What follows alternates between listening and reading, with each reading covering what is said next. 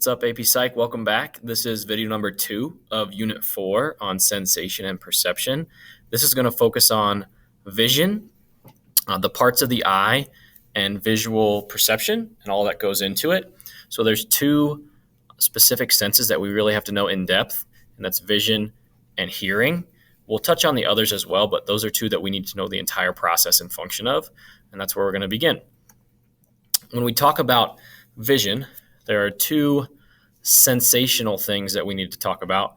When I talk about sensation, I mean the actual information, the scent coming in through the senses, the physical stimuli. And the first is hue or color. And this is a dimension of color determined by the wavelength of light. So when light bounces off an object in the environment, it sends back, based on its color, a certain wavelength that has a frequency and an amplitude. Well, hue, or the color, we can tell based on the length of the wavelength. If it's a short wavelength, which is a high frequency, the distance from peak to peak. If it's short wavelength, those are bluish colors. And when we get to the auditory sensation, those are also high-pitched sounds. If the wavelength is long, the distance between peaks is longer, the reddish colors start to come out. And that will also represent low-pitched sounds. So the way that we see color or hue is based upon the wavelength of the light after it bounces off an image in the environment. And you can kind of see here the different wavelengths of light result in different colors. The shorter, the more bluish, darker it is, right? As it gets longer, it transitions into that lighter yellow, orange, red color. Intensity is the second part, and that measures the amplitude, the amount of energy in a wave determined by amplitude. Amplitude is the distance from top to bottom of the peak, right? And the greater the amplitude, the brighter the color. Okay, so we just talked about hue, which was wavelength and distance. Now we're talking about amplitude for intensity or brightness. The higher the amplitude, the greater the amplitude, the brighter the color. The smaller the amplitude, the duller the color. Here's an example of that. So down here you have small amplitude, more dull colors. And as they get brighter, the amplitude will get bigger with the peaks. Okay? Blue color with just varying levels of intensity. Now that we talked about how that sensory information comes in, we have to talk about the structures of the eye that handle that information. This is something you're going to want to write down and know specifically. We're going to do some activities in class to help you with this also, but you will be responsible for knowing the structures of the eye and the functions, similar to the things we talked about with the brain. So at first, the cornea is this outer cover of your eye. If you were to touch your eye right now, you don't have to do that, but if you were to do that, you'd be touching the cornea. It's this transparent outer layer covering the eye, and it kind of provides protection. From there, you have the pupil, which is that black spot on your eye. It's a hole that allows light to enter the eye. Right? It's the black spot that can expand and shrink based on the amount of light that we need to be let into the eye so we can see. The thing that controls the amount of light coming in through the pupil is the iris.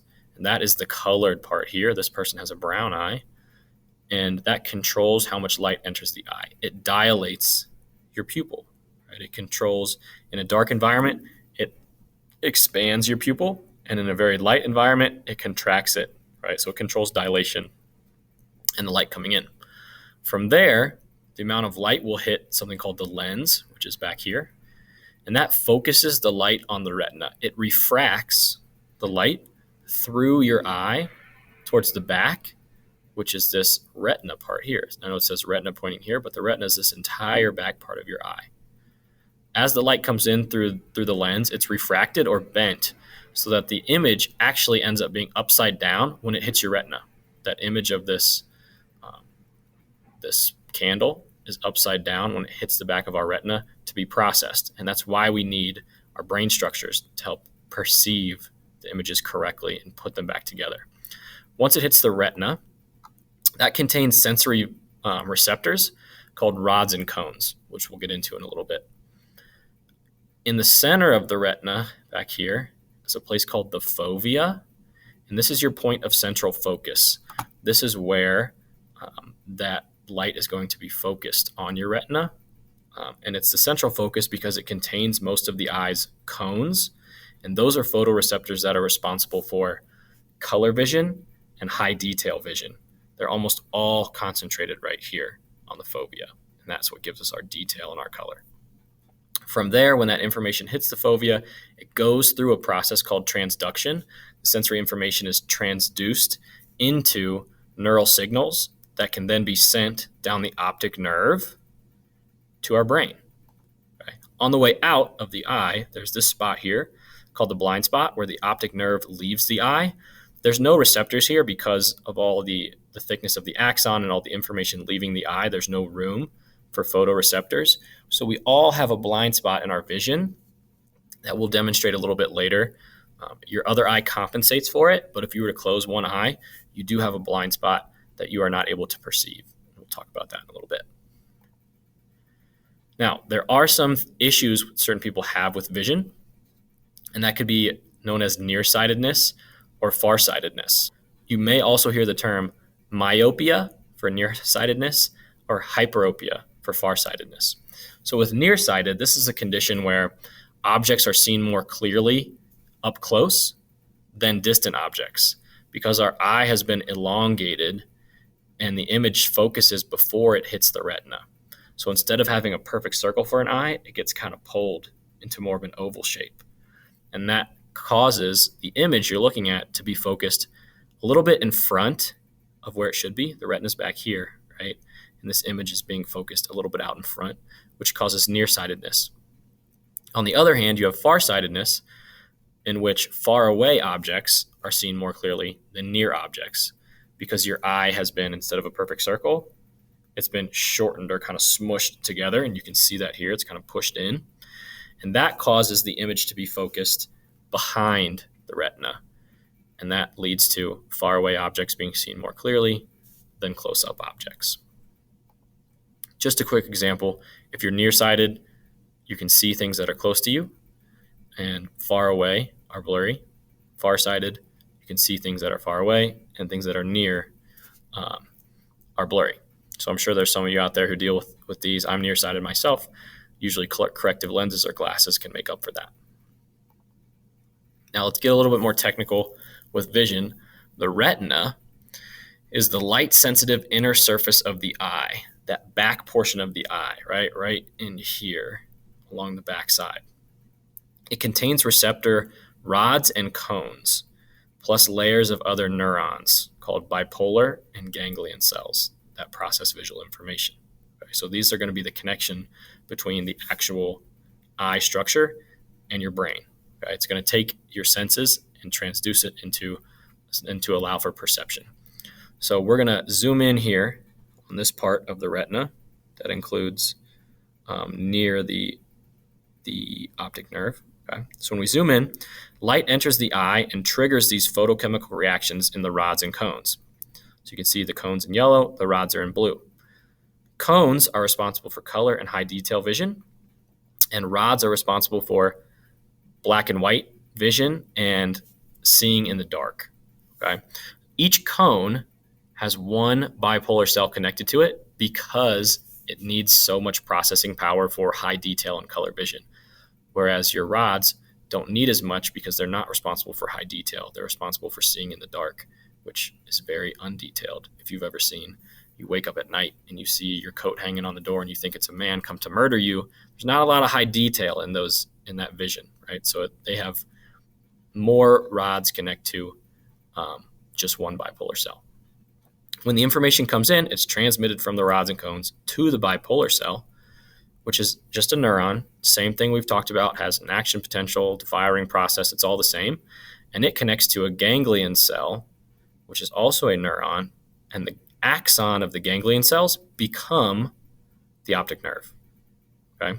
So as information comes in, it goes to the rods and cones, which is then sent to the bipolar cells, which will take that sensory information and turn it into neural signals to pass it on to the ganglion cell, which becomes the optic nerve and carries that information to your brain.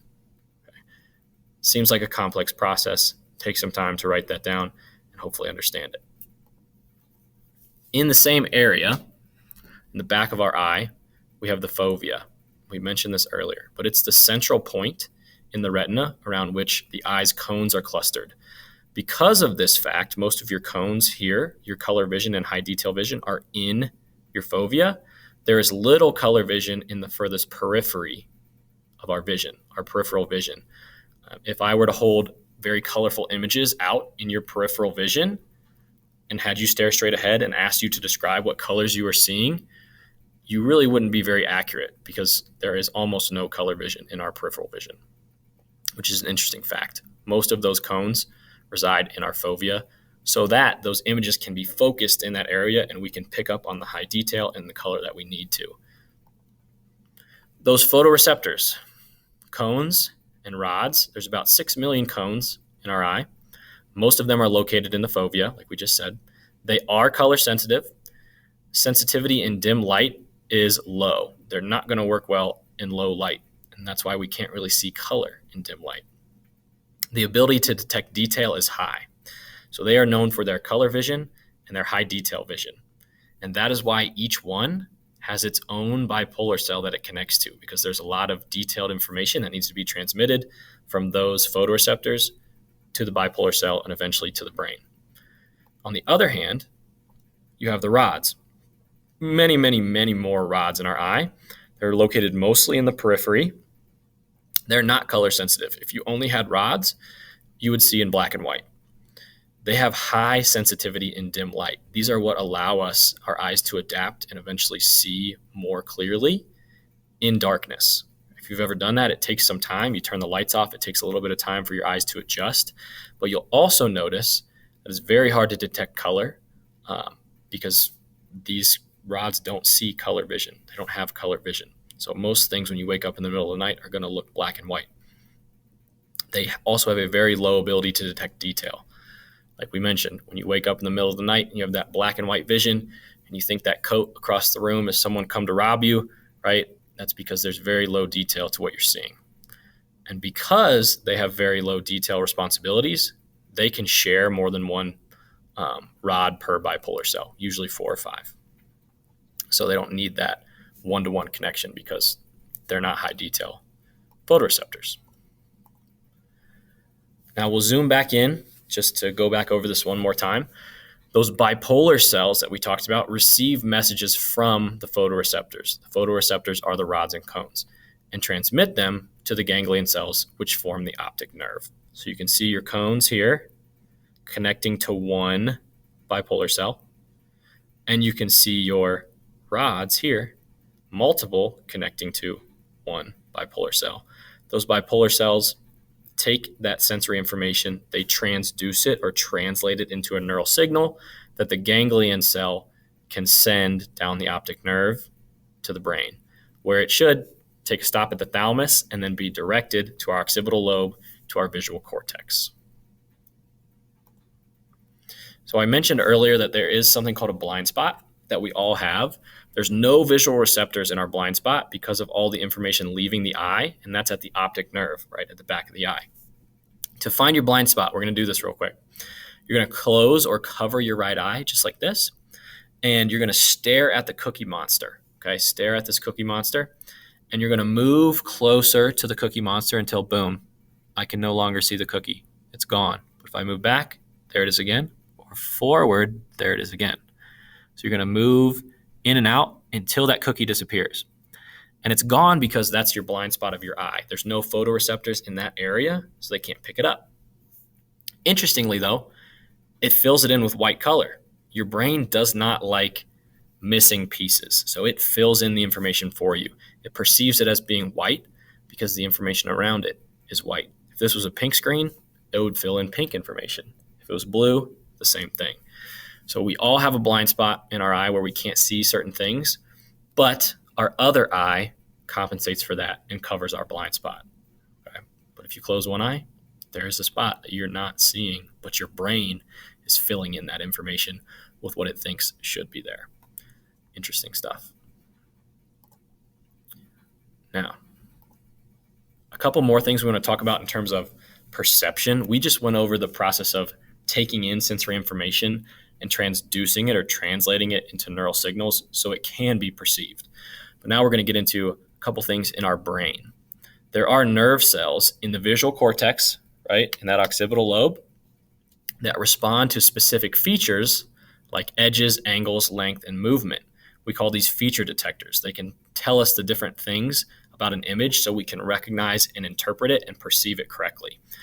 And there are even some feature detectors that are specifically sensitive to the human face and help us recognize faces very quickly, right? That's an evolutionary piece that has helped people survive and interpret emotion and recognize faces and friends and foes.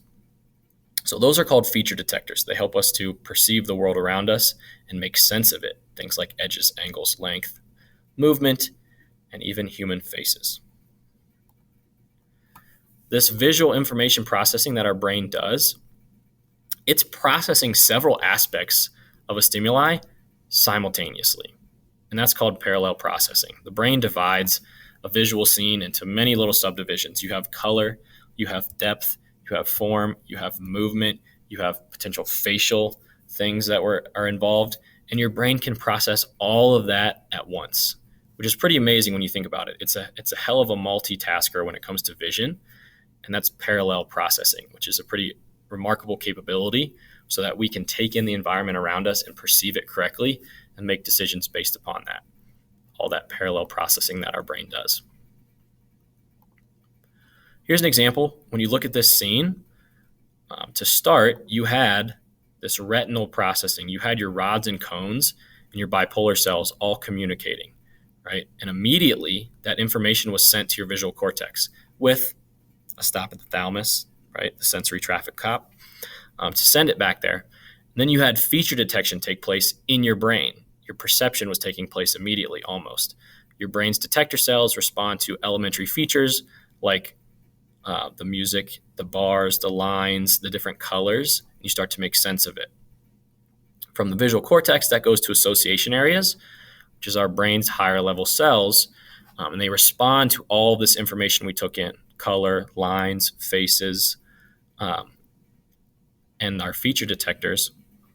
And from those association areas, we can then bring in previous experience and memory, and we have these constructed images, and we compare them to stored images, and we realize, oh, this is a man playing an instrument in front of some type of artistic background or colorful background. And that takes place essentially in less than a second, right? And our brain can do all of that all at once. That's parallel processing, and it's a pretty amazing skill that our brain has. So next up, we have two theories of color vision that we need to know about.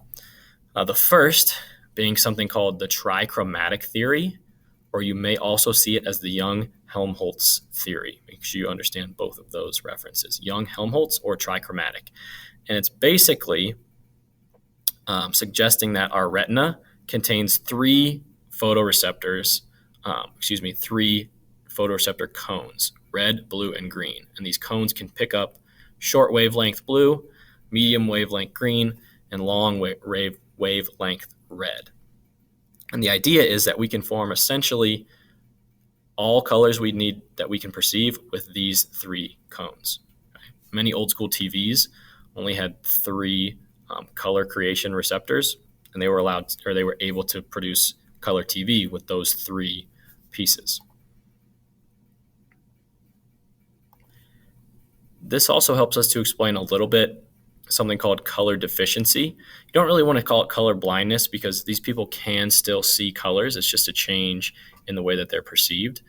But it's a genetic disorder which prevents individuals from discriminating between certain colors due to a weakness in or a lack of one of the cones, right? So those red, green, blue, they have a deficiency or a weakness in one, or maybe they don't have one whatsoever. So there may be a lack of one there. The most common form of color blindness is red-green. There's also blue-yellow, but in a red-green situation, which is most common, you have trouble distinguishing red, green, and yellow colors from each other, and they all kind of look like this dull, similar color.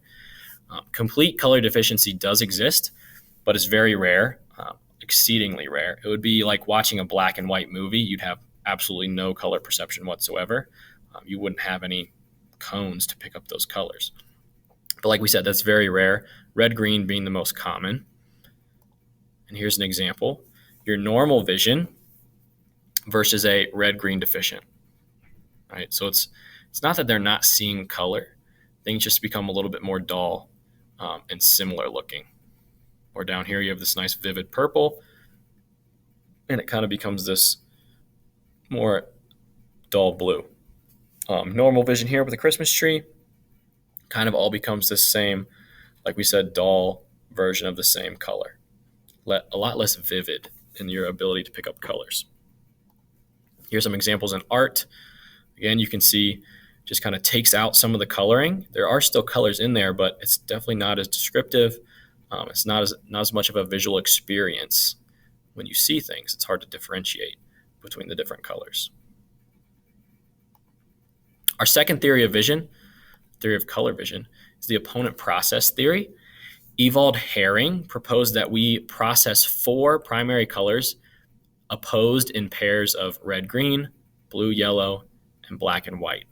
So the idea was that we have these photoreceptors, and when you see, for example, the color blue, it can inhibit your perception of the color yellow or green and red and black and white. And we're going to show a couple examples to kind of show you this opponent process theory, that we see these colors in paired opposites. So this is something called a negative after image, which will kind of show you the opponent process theory. So we have yellow. So we go back. This yellow is the opposite of blue. This greenish aqua color is going to be your opposite of red, and this black is going to be the opposite of white. So what I want you to do is gaze at this little red dot here in the middle for about 30 seconds. And when it disappears, you can stare at the dot and report what you see. Okay. So I'm going to pause the video now, and you can go ahead and stare at it for 30 seconds and restart. Now, hopefully what you just saw was the American flag in its correct colors. That is the opponent process theory of color vision. Here's another after image. If you gaze at the middle of the light bulb for about 30 seconds, this black should become white and look like a glowing light bulb. You can pause now and reset.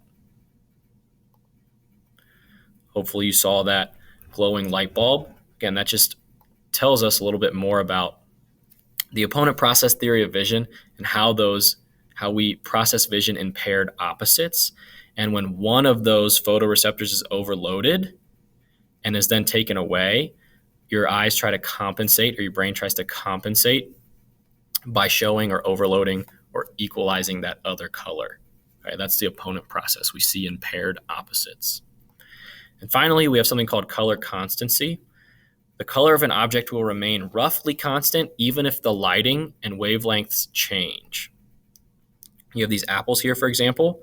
If I change the background, the color of an object of these apples is going to remain roughly constant even when the background changes, right? You may notice a little bit of change in hue here and there, but for the most part, the color remains constant even when the background changes. And that's the idea of color constancy. So if you have any questions or you need any help with this, I know we talked about some detailed portions of the eye, which we'll go over more in class. If you have any issues with color vision, please let me know, and we'll see you in class.